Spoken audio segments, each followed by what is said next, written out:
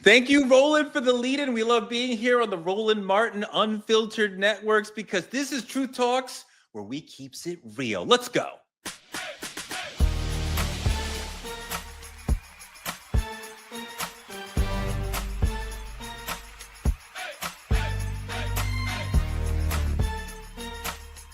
Are y'all ready to roll? Let's go. Welcome to Truth Talks, the show that gives you black people arguing like we're at the barbecue. We used to be the #1 show on Fox Soul, but now we're here with our new home with Roland Martin Unfiltered because we needed a blacker platform that lets us be the opinionated, unapologetic, truth-telling people we really are. This is Truth Talks, and it would not be Truth Talks without Dr. Cheyenne Bryant. Welcome.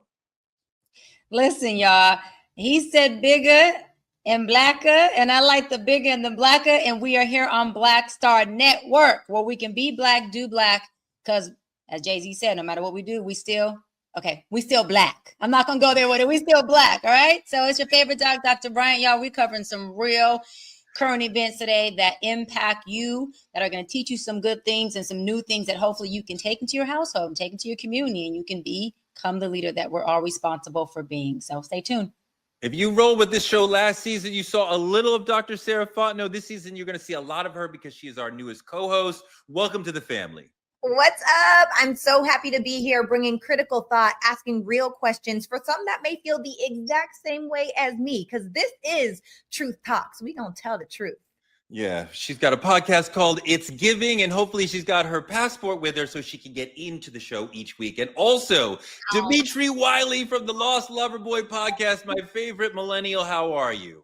I'm blessed by God. How are you beautiful people today? Indeed. Let's get into the trending truths because the Diddy trial is what everybody everywhere is talking about everywhere I go. We can't get away from it. And even 50 Cent can't get away from it. 50 Cent, the #1 troll in hip hop, saw this as an opportunity to make life a little bit worse for Diddy, to needle Diddy a little bit more. He's given us this Instagram AI of old, horrible looking Diddy. And he's joking that he's betting on Diddy doing 20 years in prison. And of course, your boy Ray J jumped in here and said, no, I think he's going to get off. But my God, 50 is just out here making fun of Diddy as he's going through this horrible situation, which is entirely his own making.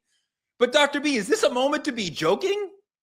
Listen, 50, who I call 5, is a good friend of mine. 50's a mogul. He's a boss man. He's a money man. He knows what he's doing. He developed an entire documentary on Diddy and allegedly sold it for big bucks in the millions. That's what he does. He is the troll of all trolls.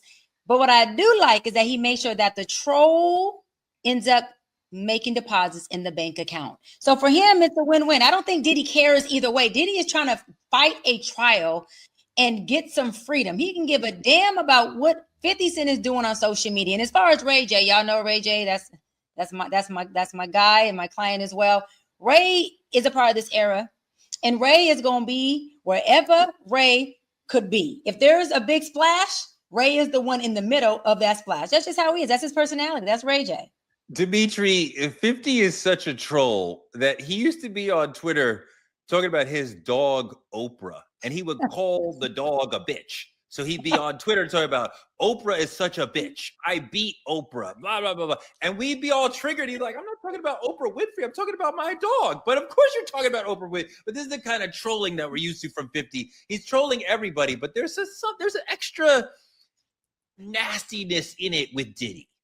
50 Cent is like such a maniacal genius. Like his level of trollings to a degree that like the common man wouldn't even go to for like their enemy. And the thing about it is, it's natural in the black culture that we troll each other. That's just who we are. We do it in the midst of problems, family reunions, family functions. I have an aunt currently battling cancer right now, like diagnosed a month ago. And we cracking on her like this ain't, you know what I'm saying, serious as it is. It's just the way we give love. But to that point, I think this is something 50 Cent just made love to do. Like, I think he loves this. This is 50.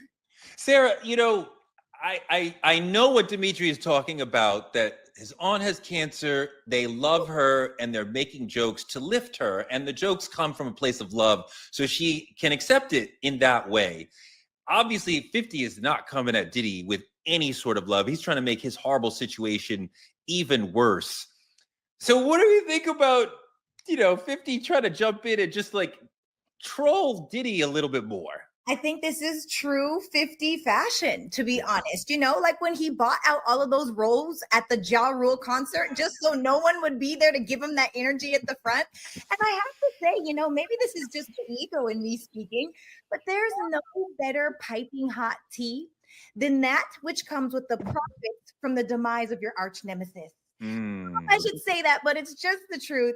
But I do want to ask you guys a question, because speaking of this Diddy trial, we've seen a lot of things happening. We've seen a lot of people testifying. And I just feel like one of the things that really kind of rubbed me the wrong way or made me feel a little bit strange was when Cassie's mother testified. And one of the things that we had heard about was how Cassie's mother testified that she had to take a home equity loan out for $20,000 so that Diddy wouldn't release the sex tapes of Cassie. And for me, there were times that we all have heard that Cassie would go back to her mother's house. Even her now husband and 2 daughters were living at her mother's house. And so my question is, why didn't her mother go and get her while this stuff was happening? Because in my real life, I have a sister named Lauren.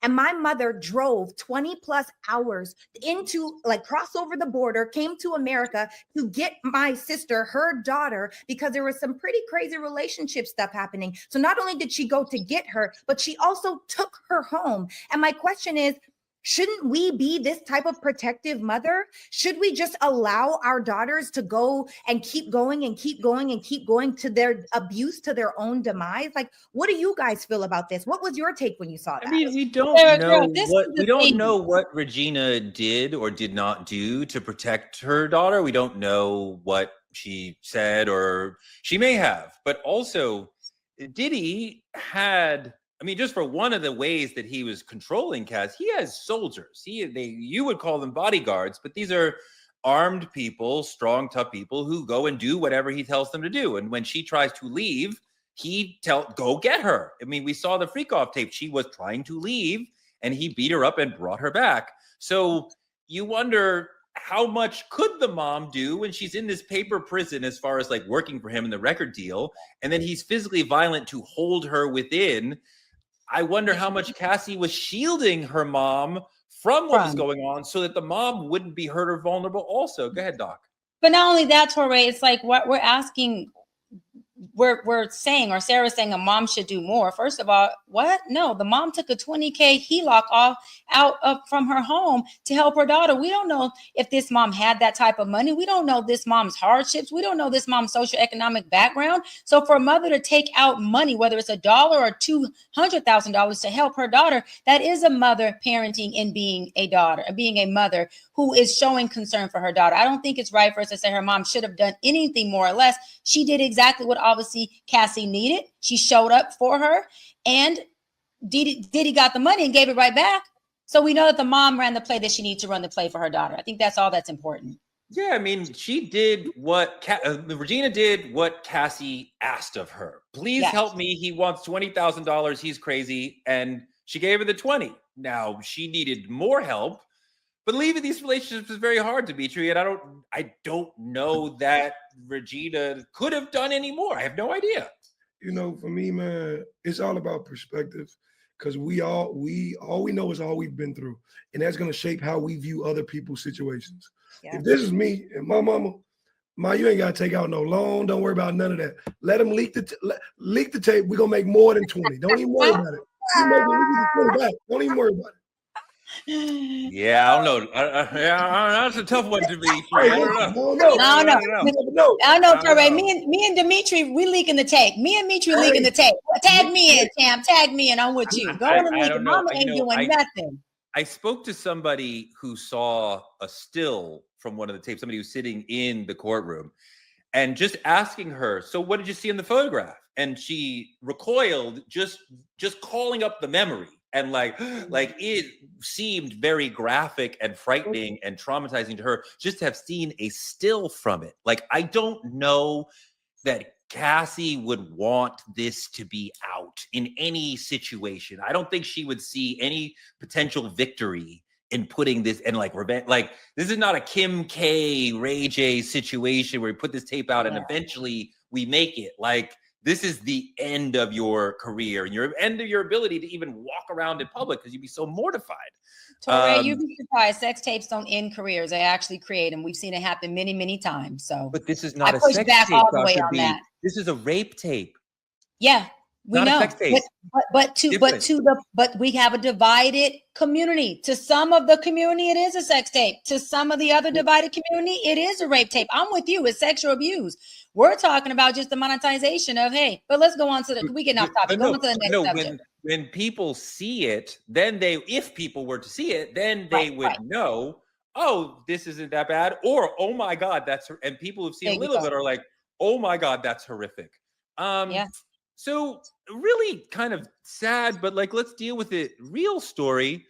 Another trending truth that Black female unemployment is up versus last year. It's up to 6%. It's up higher than other women demographic unemployment rates. It's higher than other male demographics. So there's a high number of Black women who are unemployed, even though they are the most educated demographic in the country. I think I have an idea what's going on, but I want to work through it. Dr. B, what do you think is the reason why we're seeing this high Black women unemployment rate right now? Well, first of all, as much as people think it's a DEI result, right? It's not. DEI benefited more white women than it did Black women, first of all. Second of all, Black women haven't really suffered or been impacted from DEI as much as the narrative continues to put out there. There's a couple of things going on with Black women. One, we killing it out there, sisters. Where my sisters at? Holla at your girl. We killing it. We are the most educated. There are 71% of Black women that are obtaining their graduate degree. That's their master's degree. There is 65% of women obtaining their postgraduate degree, which is a doctorate degree academically, not just an honorary doctorate, but going to get it academically. So that means what? Sisters are back in school full time. Not only that, but Black women are overrepresented in what? In the healthcare industry. And guess what industry they're getting their degrees in, y'all? We're getting our degrees in law, health, and hold on, the last one is what I love, public policy, which means we are revving up to do what?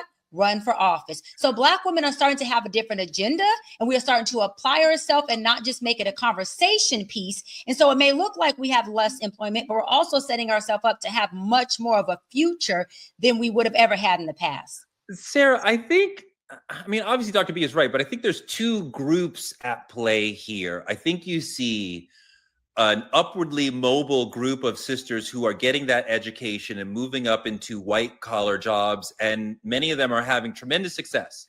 And we also know that there's a large number of Black women who are in retail or in tipped jobs, right? Jobs where we tip them, right? Tipped workers. Super high representation of Black and brown people, and especially women in tipped workers. Now, jobs like retail and the healthcare sector, a lot of those jobs are being lost to automation, computerization. You go into Target, there used to be tons of people there ready to help you buy. Now there's lots of self-checkout areas where there is not a person, or maybe there's one person overseeing 8 self-checkout areas where, when Dimitri was a kid, there would have been like 8 people at 8, right? So you're losing people, right? Jobs and the working class level, the retail level. That I think is hitting a lot of Black women, while another class of Black women are getting degrees and moving upward. What do you think of that? I think that you're absolutely right. But I also think that that could be a superpower instead of something negative, because it will force you to pivot. So for me personally, inside of my life, when I hear things about the unemployment rate is much higher, it used to be 4.6%. Now it's over 6%.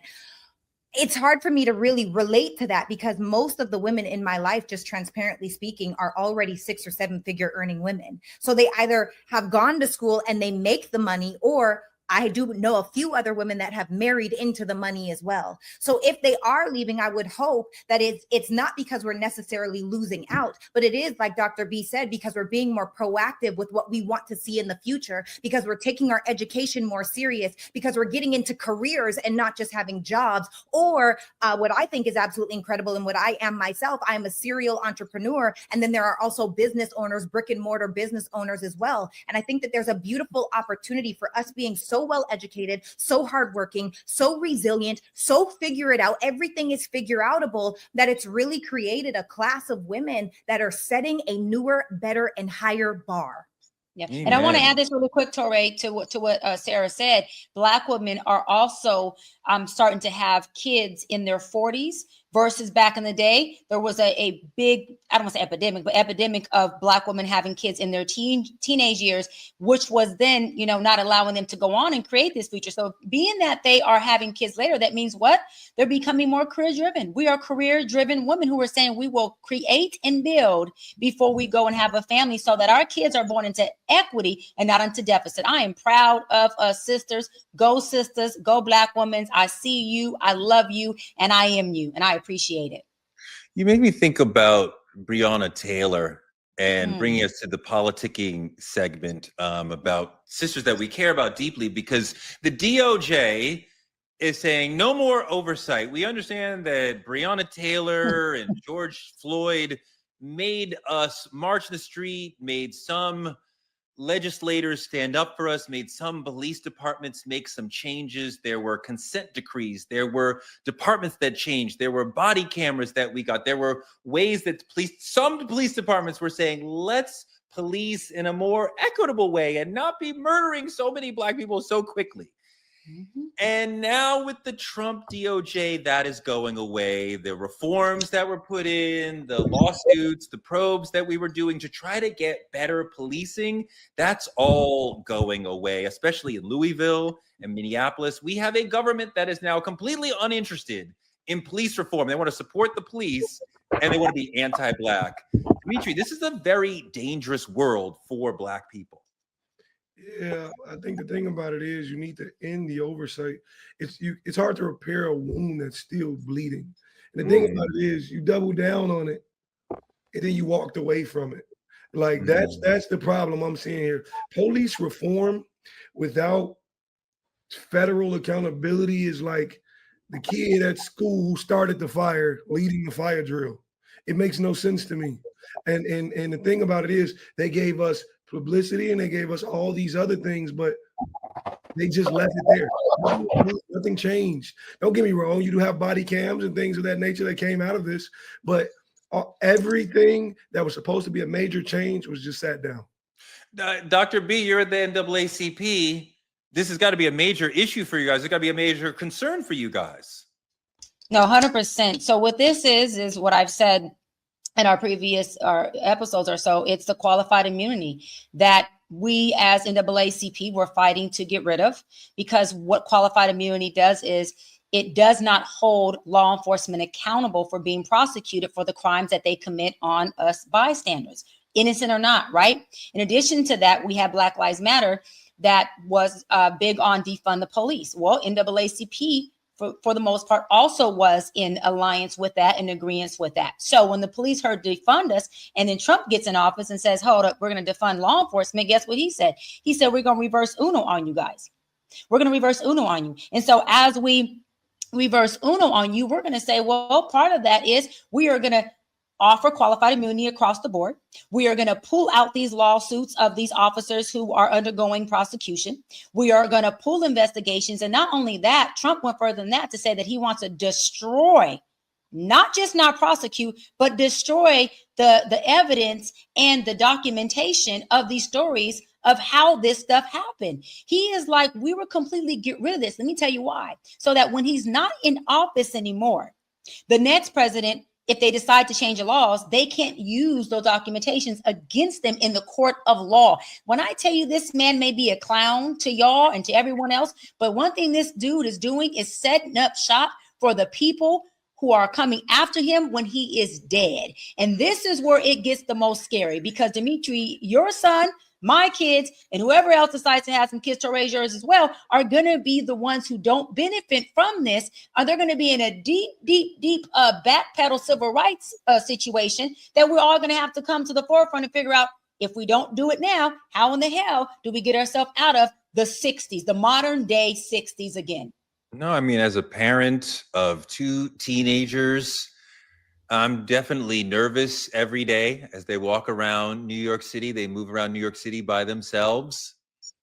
I don't know what's going to happen. And I am more worried about the police than I am about other citizens. I worry that something will happen. The police will do something traumatizing to them. It doesn't even have to be an arrest. It could just be just being briefly detained on suspicion of you hop the turnstile, whatever. It could be extremely traumatizing to somebody. You got to have the police put their hands on you. Dimitri, have you ever been just like briefly detained or had the police like put their hands on you a way that was like traumatizing to you? I sure fucking have. It's actually very common.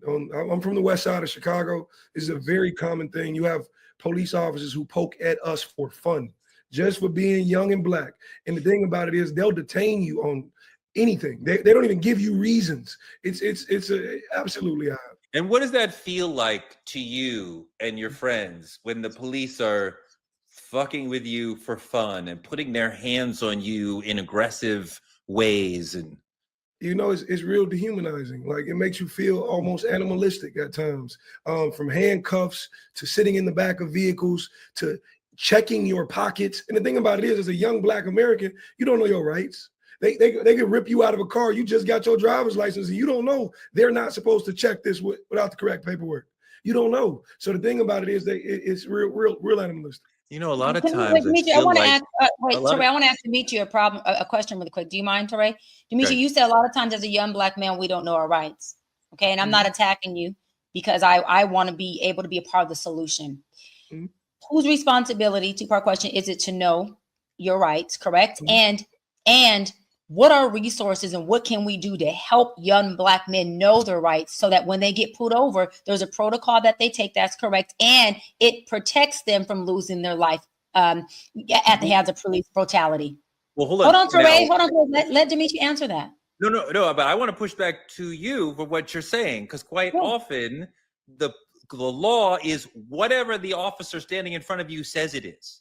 And quite often we may know, you and I may teach Dimitri, you should say this, these are your law. If Dimitri says to an officer, I'm not giving you my license because you cannot articulate a crime, he is in the right. But the officer may still arrest him and nothing bad will happen to the officer, right? He may not get the benefit of the law in any given situation, even if he knows the law. I was just about to say that. The thing about it is, yes, it should be on your parents, on schooling, on everybody to seek the information, to teach the information. A lot of times our parents don't know. And the thing about it is we sitting and we're just a product of that. But like to Toray's point, the thing about it is we're in the moment. Once you're in the moment, nothing else matters. You could tell him everything your mama told you to say. But the moment he goes, get the fuck out of the car, and there's force involved, he's slamming you on the ground or throwing you against a gate, you just got to do what he said at this point because you're afraid of anything other than not leaving this spot alive. Dimitri, thank you for answering that. I asked you that on purpose because we're going to have young black men who are watching and who are listening to you and who you represent. And I want them to be able to relate to your experience and not feel like they have to know and not feel like they are a criminal or, or open to being criminalized by an officer because they don't know. And I want them to hear your experience because as a black woman, I don't have that. So thank you for sharing that experience for our audience. Amen. I want to chime in really quick on that as well, because I feel like one of the things that we do, and it is our what's it called, our cycle inside of the Black experience. Something bad happens, then there's outrage, then we get pacified through, oh, we're gonna do some media stuff for you, we're gonna come together, we're gonna march, and they make us think that everything's gonna be okay, and they make us all of these promises, and then our outrage goes away and we go back into our normal life, boom, just for them to flip around and not deliver on any of the promises that they've made.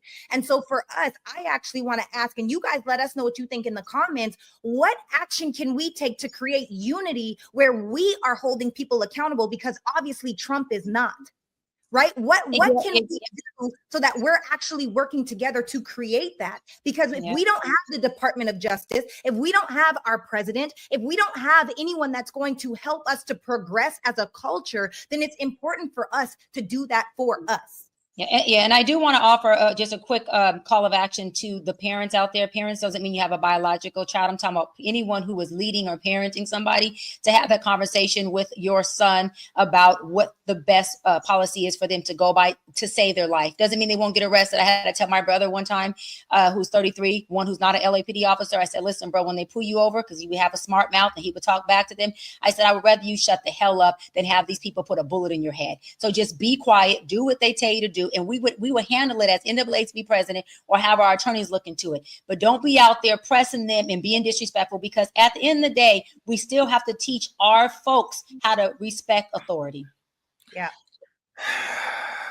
Amazing points. I want to flow into our main topic, white genocide, the great white lie. Trump had the president of South Africa, Cyril Ramaphosa, in the Oval Office, and he's telling him about what's going on in South Africa. Trump is teaching him about this is the ultimate mansplaining, right? This is toxic masculinity. Trump is telling the president of South Africa about South Africa.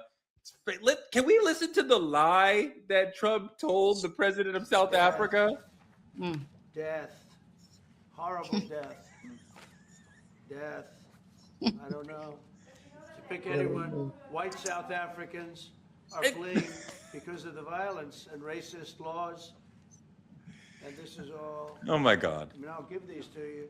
So when you say, what would I like to do? I don't know what to do.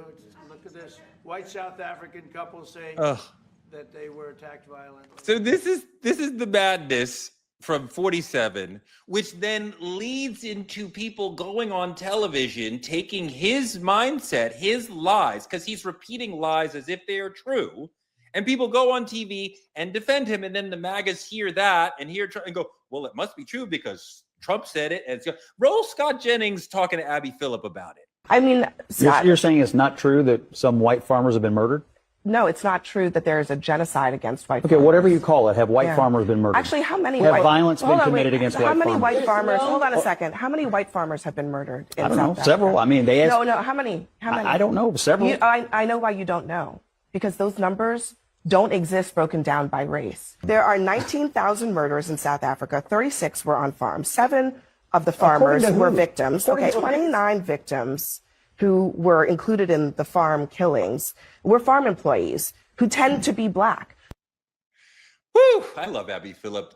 Dr. B, Scott is trying to make this about racism, right? And racism against white people. And they love to be telling black Africans, you're the real racist here, right? And get into the white victimhood of it all.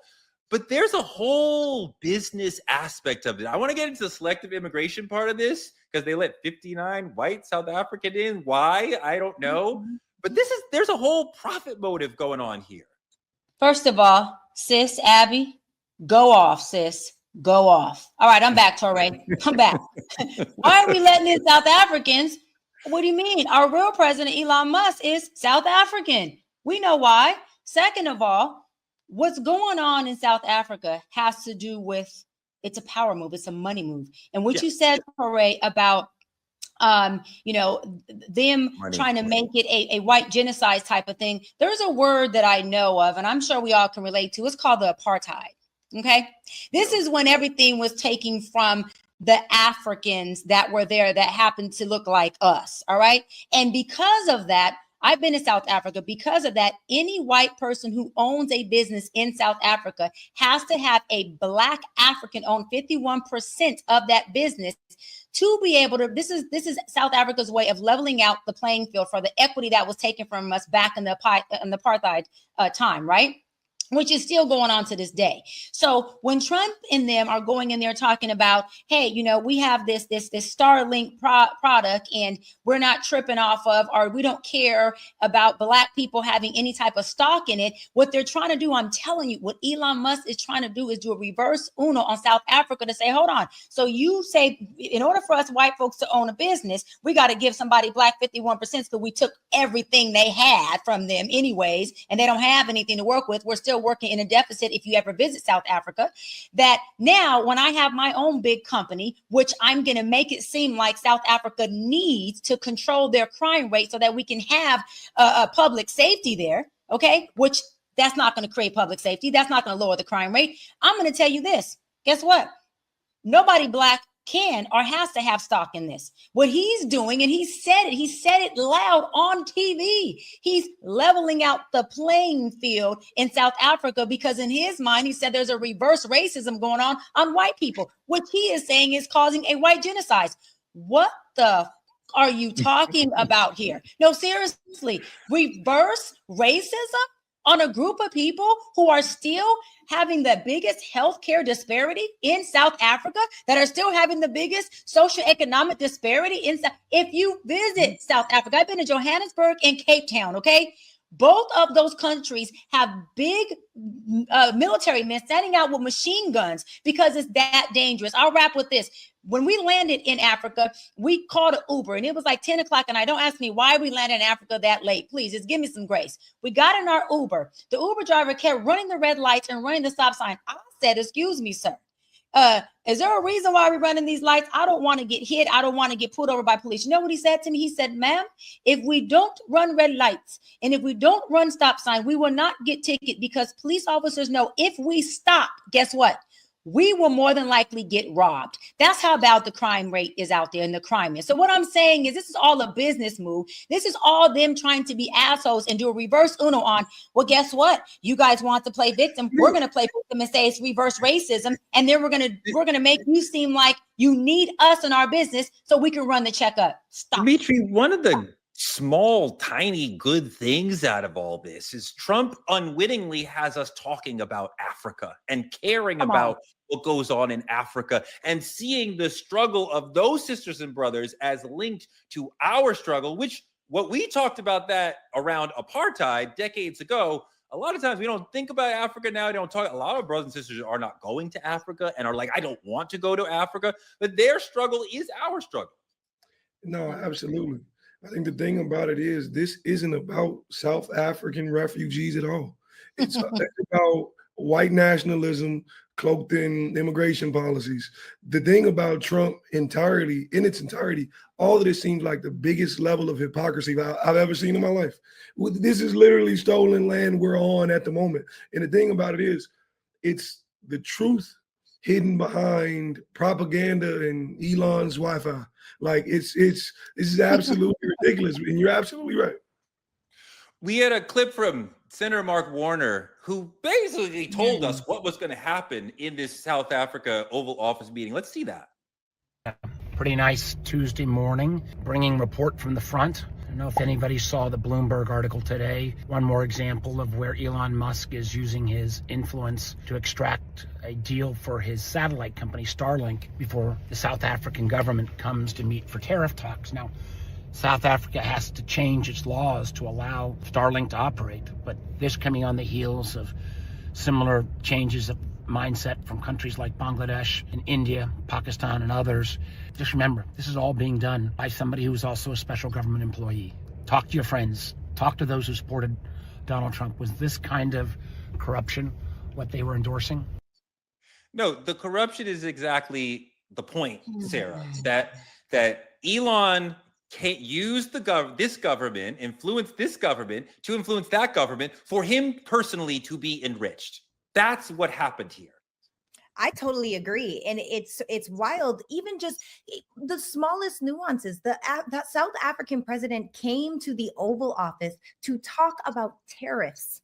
And somehow that turned into Trump saying The genocide that's happening. Look at these pictures.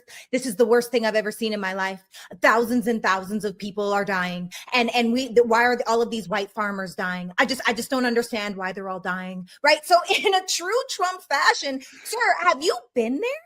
You know, I know that you have some golf buddies that are from South Africa, and I know that you guys have those conversations. However, as long as you haven't been there, if you haven't seen the graves, if this is all just rhetoric at the end of the day, you don't know whether it's true or not. Why are you regurgitating and then also telling the president about his country? I am so confused by that. And what do? We're just like, you know, if you're impressionable, so our job is not to be impressionable, right? Is we allow Trump to create a new truth that literally came from thin air. So it's just absolutely wild that this is even in conversation right now. But it is a money grab. I do believe that 10,000%. You know, you're absolutely right that you know what this is about. And Trump has a lot of nerve talking to somebody else about crime in their country. And I wish that Ramaphosa had said, you know, you have a lot of crime in your country. You incarcerate more people than any other country in the world. What are you talking about, sir? Why don't you deal with your problems in Chicago and Detroit and East St. Louis and whatever, instead of telling us what I wish just once some world leader would go into the Oval Office and tell, right, Dimitri, that would be the best. You know why he can't do that? Because he trying to secure this plane he asking his man for. Hello. All I'm worry about is what he can get in the end of this. To me, the whole presidency in itself is how much Trump can leave with. Trump is trying to be better than he was when he left. I mean, when he started.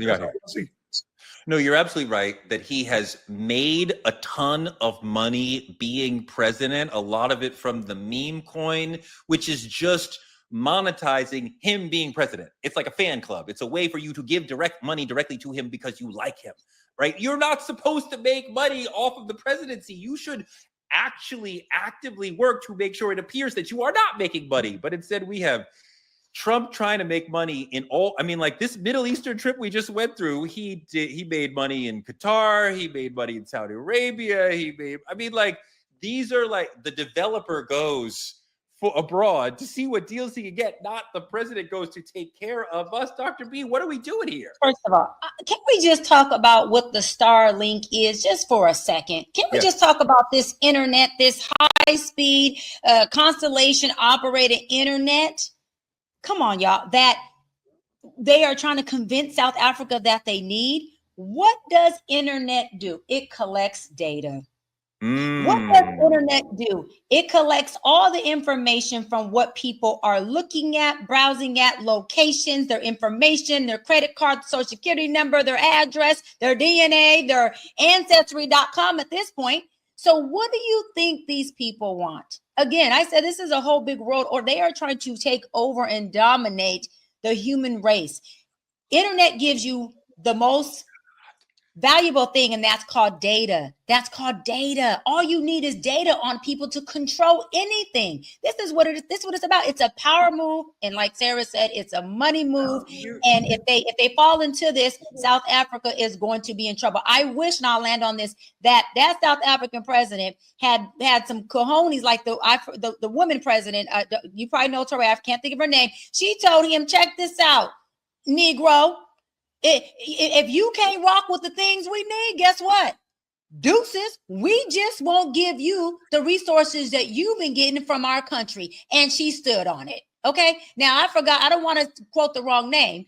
You may know, Tori. Help me out. No, I know. I'm trying to remember who you're talking about. Help me, family. Help me. I'm trying to call him a Negro. Like I was doing that part. But you know what? I code switched for her.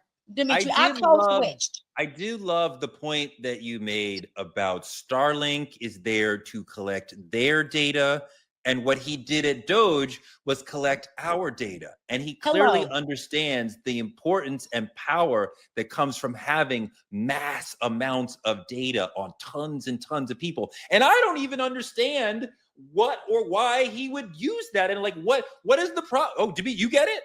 Ain't this the exact same problem we had with TikTok in America?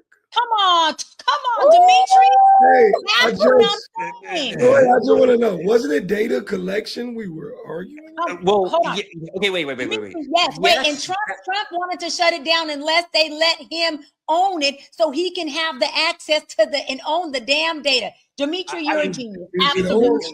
That was the ostensible comment that they were making about TikTok. I don't think that's really what's going on. I think you're seeing Google and Meta say we cannot have a foreign competitor to our space. So kick out the foreigners from our space. So that the president's trying to help them kick the Chinese company out of their.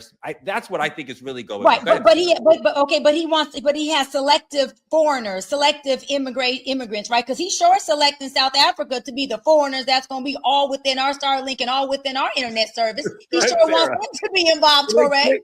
Can they cue the video again? Can we see the video again one more time? Before we go to the video, I just have to say, we know that it's a money grab. What you guys are saying, Michi, that was so brilliant. And it's so true, because when we think about it, the majority of murder victims are poor young Black men, by the way. And the pictures that Trump was showing are said to have come from other African countries. Right. And it's a known fact that over 800,000 Rwandans and 400,000 Sudanese have been murdered to this date. And you want to talk about 40 graves? It's the worst thing you've ever seen in your life, and it's 40 graves. Like, we have to get realistic with what is happening right in front of our eyes. This is all about data. This is all about control. This is all about power, and this is all about money. If it was really about a genocide, things all over the world would look different. No, you're right. My favorite part of the whole thing you just referenced, when Trump is showing this picture of this horrific grave in South Africa, and the president of South Africa is like, that's not in South Africa. Right. Dude, what are you doing? He's such a pathetic professor at his horrific university, his bizarro school, that he's not even teaching the right things. This is indoctrination. Things that are not true, right? This whole, South African president should be so offended by this presentation. This is ridiculous. But you know, the thing about it is, it's the light, it's the attention. You begin to believe people in their word because they say it on such major platforms. His position automatically grants validity to so many uneducated people and people willing to uneducate themselves. That's the problem. Well, it's a lack of education, but it's also the bifurcation of our media, right? Like, it used to be, we all get the same newspaper. We all watch Walter Cronkite or Dan Rather, and we all hear the same things.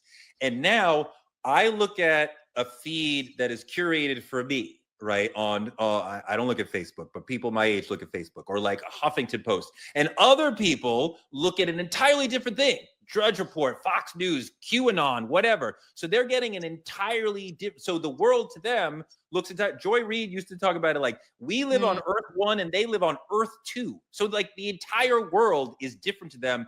We don't understand what they're they don't understand, because we don't even hear their lies, their crap. I don't know. Dr. B, what's going on? Joy Reid, another Black voice that's been silenced. You see what I'm saying? You right. And so, I mean, my thing is, I just feel like, all of this is something that's connected to a much bigger picture. And when we don't have platforms like True Talks, where we are providing real information that is impacting us systemically and globally, then we do lose as a race of people, not just a community of Black people, but we lose as a whole. We got to have shows like this where we're talking about things like Starlink. Most people don't know what the hell that is until they watch this show. We're talking about data being something that collected does make money. Most people didn't know that. And to go further, in order to have internet, you have to have a dish. Right? You got to have a dish, and you have to have that be put in that country. And that dish, in addition to data, also is something that allows people to have satellite connection and satellite capacity and access to another country. All of this is about taking over a vulnerable, marginalized country that already needs help. This is sad. This is bullying. And this is something that our people, by coming to shows like True Talks, need and deserve to be privy to. I appreciate immensely how you've explained Starlink and the data situation and how that is over seeing all this, because I didn't realize this till the way you explained it.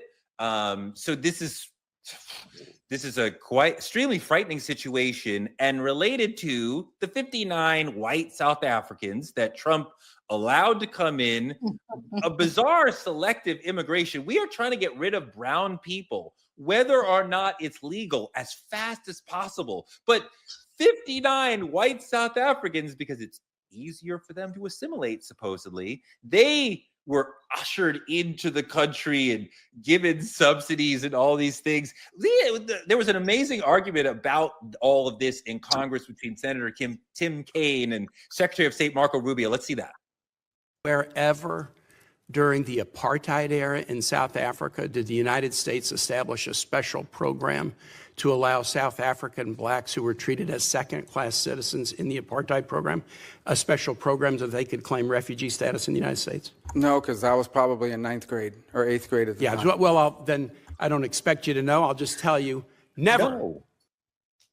I mean, my God, if anybody deserved immigration, it would have been those who were suffering under apartheid. America used to be this place where if you are struggling in your country, you can come here, be it Cuba, Haiti, Russia, Czechoslovakia. If you are struggling, if your country is repressing you politically or militarily, you can come to America. We welcome you. The embrace of immigrants from around the world is what made us who we were. It made us strong. It characterized America.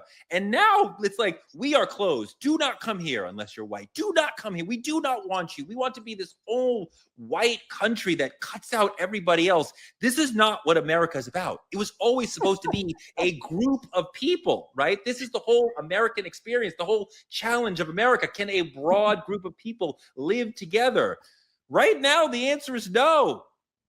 Dimitri, Touré, what is going on? This is what America was supposed to be about. To who? To you? To who? To Black Americans? To who? To the Mexicans who opened up their country first to us and said, before Abraham Lincoln abolished slavery, and said, listen, in our country, it won't be no slaves. When they come here, there is no slavery. Who? To who? To who? So to who is this for? Let me explain something to you. When Trump says make America great again, and he let in 59 South Africans that don't look nothing like us African Americans on here, what he's saying is make America great again is make whites superior, blacks inferior, 100%. And the damn Mexicans. That is 100%. What he's saying. That is what he's saying. He's saying America that was great to them again is them being superior. And guess what? They have become the minority. So why do you think they got to bring in more whites? So they can get back their majority, so they can get back their superiority? Because at this point, minorities are taking over. And if we could collaborate and have think tanks and strategize, this is the thing. We could literally be the power tank, but we are not doing that again because we are watching things like social media. We are watching narratives that are teaching us things that do not benefit us in the long term, and it don't benefit us in the short term. There's only a handful of leaders, Touré, that understand what's really going on. You're one of them. I'm one of them. We are one of them. Dr. Sarah Dimitri are becoming more surrounded and educated on these things. But do you understand we're getting the numbers, as you say, right? I mean, people of color, including Asian folks who may be with us politically in any given moment, may not, right? Also, Latino folks who are not necessarily with us in any given political moment. But Touré, I got to push that for a second. 1 second. Hold on. 1 second. 1 second. Hold on. And I'm going to say 2-3 words, and I promise I'll let you go. There's nobody, and I am Black, Latina, and Creole, and I'm going to stand on what I'm about to say, and I'll double down on it. There is nobody who is in it with us. Everybody's a colored person when it's time to benefit from what we fight for and from our policies and our laws. But when it comes to fighting the things that demise us, marginalize us, despair us, and take us out, there is only one person who stands for that, and that's Black people. I'm so tired of people saying people of color. No, everybody doesn't stand for us when it's time to fight, when it's time to benefit off of us. They do. So I'm going to push back on that all the way, and I'm done. I think that's absolutely right, and I think there's a lot of ways that other people of color who are not Black are not with us politically when we need them. I think that's absolutely right. And obviously there are specific individuals who are allies, but as general communal, we saw in 2024 in the election, they do not necessarily stand with us. But even as our numbers rise, as in South Africa, where there's way more Black people than white people, it's wealth. The white minority in South Africa has the wealth. The white majority in America has the wealth. And as long as there's a massive wealth disparity, and it's not even about the entire white community, because there's plenty of poor white people in New York and Appalachia and on and on and on. But of the folks who are rich, of the folks who are wealthy, they're almost all white.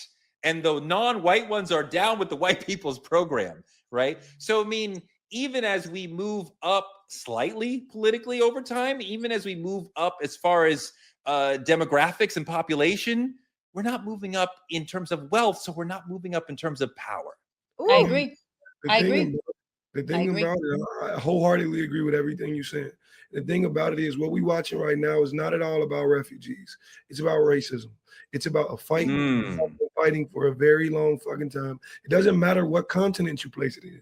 Like you said, the wealthy win. Anytime the Black equality becomes a condition, all billionaires scream socialism every single time, every time. And it's always going to happen. It's always been that way. But my thing about it is, I said this once before and I'll say it on here again.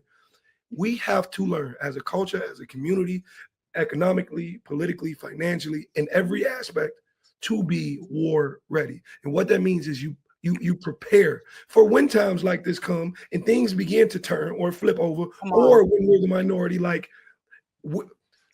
or when we're the minority, but not actually we're the majority at this point. We will soon be the majority in Africa, like you said, the Black in Africa, no? Yeah, in Africa for sure. In Africa, the Black is the majority, and without a war room, you still cannot fight against the wealthy. So I just want to say we actually developed that.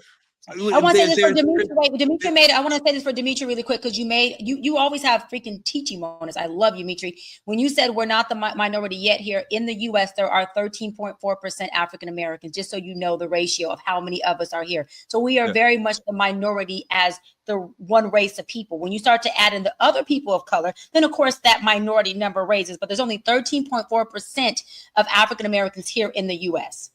I mean, American law talks about what you need to do or who you need to be what you need to do to come into this country. It does not talk about who you need to be, but somehow our government now thinks that they can pick and choose who come. Roll the clip. Policy doesn't require even-handedness. It requires prioritizing the interests of the United States. The phrase says you are entitled to entrance as a refugee if you demonstrate a well-justified fear of persecution. No, you're not entitled. So can you have a different standard based upon the color of somebody's skin? Would that be acceptable? Well, I'm not the one arguing that. Apparently you are, because you don't like the fact that they're white, and that's why they're coming. I'm just asking you to say that would be unacceptable. Well, no, I would say that the United States, a very easy thing to say. The United States has a right to pick and choose who they allow into the United States. Even based on the color of somebody's skin. You're the one that's talking about the color of their skin, not me. These are people whose farms were being burned down and they were killed because of the color of their skin. Okay, so there is not genocide in South Africa. They were not being attacked because of the color of their skin. I generally would go along with Marco that you don't have to accept every person, but you're not doing that in good faith, because you're not saying we're going to give everybody a chance to come here. We're saying we want more white people and we want Black and brown people to not come. That is not how we're supposed to run these sorts of systems based on pure racism. Sarah?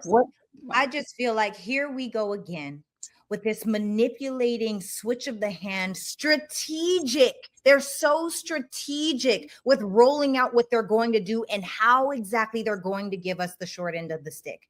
And then they curtain it and call it policy. They curtain it and call it safety. They curtain it and call them that they're it's like the white saviors complex is happening all over and around, right? And so for me, this is happening all over again. Even when you go back to the Starlink conversation, first it started out with land, right? They came, they took the land, and they made everybody else slave to what they had going on. And now in Africa, we already got you, right? Because we know that you need us as your allies. We already got you in that way. But on top of that, what we're going to do is we're going to make sure that the data that we're getting is oh goodness, I lost my train of thought. The data we're getting is that the data that they're getting is essentially there's no opportunity. Why is it that Starlink is able to say no one gets to have not one South African gets to have ownership inside of Starlink. Not one South African gets to make any of the money off of what is not one black South African, Sarah. Yep. Right. They don't get that. But you get to come in, you get to use the people as you want, you get to use the land that you want, you get to put in this technology as you'd like, you get to steal the data. This all over again is how colonialism was built. Pillage and killing. That is it. All they've ever done. This is another pillage to the South Africans, and they refuse to look at it that way. They refuse to stand up and say no. Instead, what is our South African president doing? He's trying to be friends. He's trying to be so nice, while Trump sits there and disrespects him, saying, you need to buy me a plane, or you need to offer me a plane, or I came here to talk about tariffs, sir. I did not come here to talk about a plane. I did not come here to, well, I guess not really to talk about Starlink, but how can we work together? And you're talking about genocide that's not even real? Sarah, wild. Sarah, is this the worst president of all time? I'm Canadian. I don't know. I don't know all the presidents. Okay. Yeah. Is it the worst of all time? No, a lot of them wasn't shit either. He another one of the ones. That's it. That's all I see. Doc, you got him worst of all time? Of all time, yes. Of all time, yes. Yes. I want to go back to that video real quick though, Torre, because what the senator is clearly saying is that the U.S. doesn't see or deem white people as immigrants, my love. It doesn't matter where they come from. Guess what? If they white, they right. They're not immigrants. That's what he's saying. He's saying that if they come from South Africa, if they come from Europe, if they come from anywhere, if they're white, then they're not an immigrant. That's what they're trying to explain, is that there is an entitlement and a privilege with being white. He's trying to dissipate and demise the fact that the skin color thing, let's go past that then. DNA says you white. So guess what? U.S. doesn't deem you as an immigrant. So you have every right to be on this land. That's exactly what they're saying in our face, directly and loud. This is so freaking loud. And this is why the Black voice is so important, because who else is this loud in our community as loud as they are? No, you're right that for Trump, it is critical to protect white people and white people to know, I am here for you. I remember in 2016, my friend Van Jones was going around interviewing Trump voters, right? At a time when we were still shocked that there were any Trump voters. And consistently in these interviews, he's sitting in these people's living rooms, right? In living rooms he would never be invited into if he wasn't with CNN. And people are saying to him, not being asked, but volunteering to him, this is our last chance, because they understand the demographics are moving against them. We are going toward a minority majority country, and they are afraid of that. And they are voting based on that. And Trump told them, they heard it. They heard the dog whistle. I am here for white people. I will protect white people. And this shows them, I will protect white people anywhere in the world. Go ahead, Dimitri. No, you're exactly right. It's absolutely fucking ridiculous. I think it's amazing that you comparatively, you look at everything they're doing and the treatment of every other immigrant that is being kicked out or revolted access, or even just those in South Africa compared to the whites. It's completely illogical. Sarah. I agree. It's getting to a point where everything we've ever built has been taken from us, or even when we it's like we always start out in a deficit. And this goes back to why community inside of the Black community is so important. When you think before the Tulsa fires happened and you think about the Jim Crow laws, well, the Jim Crow laws forced us to have to purchase from one another. It forced our economy to be strong because the dollar was navigating inside of the Black community, creating more buildings. And then what happened? It did get burnt down, the old Black Wall Street, right? But It's literally like we have already seen bits and pieces and snippets of what it looks like for us to work together, for us to really be a community, and to know that we have come back. I don't want to bring it all the way back to slavery, but literally to start in a deficit and be where we are at is so powerful. But in order for us to make sure that we don't regress all over again, we have to come together and we have to create community. Dr. B, so much of my life has been shaped by going to college and being an African American studies major and learning about our history, our people, our philosophies, and all. I have an African American study degree as well, Torre. Tag me in. And as Trump is attacking universities and attacking Blackness and Black people and Black history, and trying to keep universities from even teaching young people who are us that now, right? Then I fear for people who are like me, who are like you, who are 18, 19, 20, and need to be reading Frantz Fanon and James Baldwin and Toni Morrison, and Bell Hooks, so they can more deeply understand the Black experience. Torre, and your book, and reading your book, because you wrote a whole book about this stuff. Come on now. Yes, for sure. But they're taking away those opportunities. And you think about how many voices are being erased. You think about how many spirits are being expunged. You think about how much this information is critical to making us the best people that we can be for our community, and taking away this education about Black history is so sad. Torre, you know what my thing is? This shit ain't new. It's just loud. You know what happened in the civil rights era? You know what happened in the civil rights era when it got real loud? It wasn't new. You know what they did? MLK, Malcolm X, the freedom fighters. You know what they did? NAACP. You know what we did? We just got louder.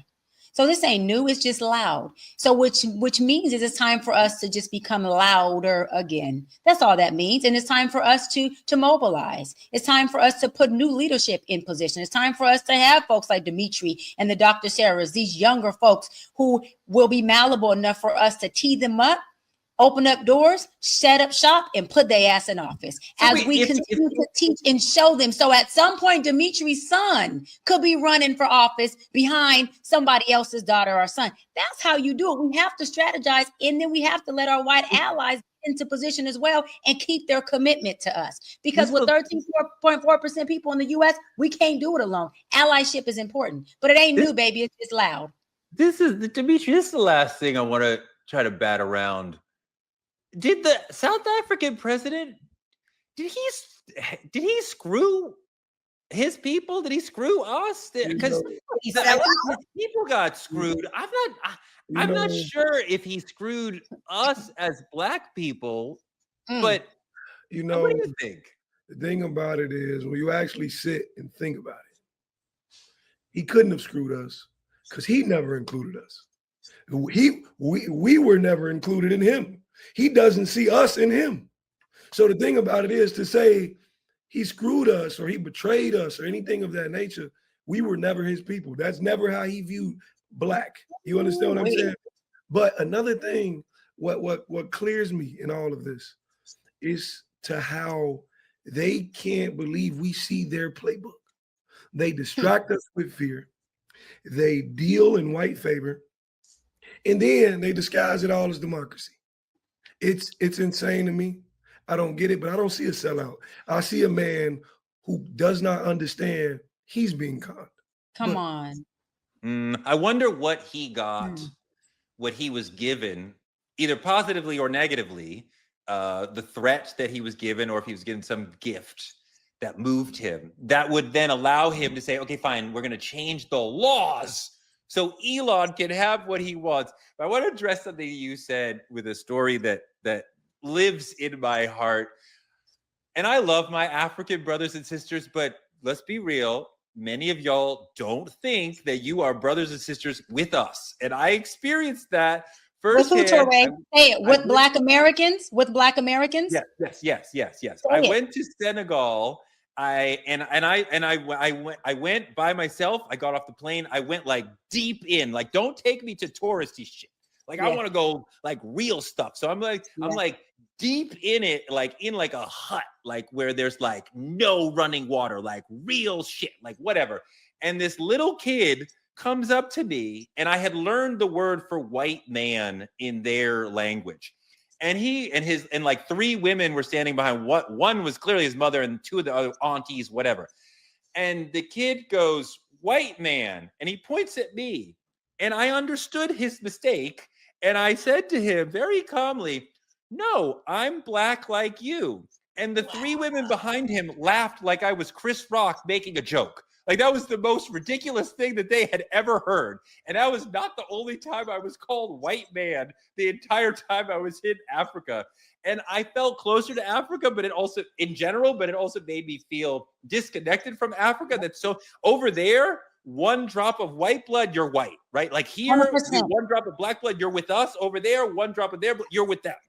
So, and I know we got a rap parade, but you're 100% right. When I went to South Africa in Johannesburg, we were on an excursion doing our thing, and we were in the depth of Soweto, right? We were in Soweto, and they kept referring to me as a white woman, and I was You're way too offended. light to be black over there. Oh, I was so offended internally, but I would never externalize that to them because I never want to disrespect them or their country as a visitor.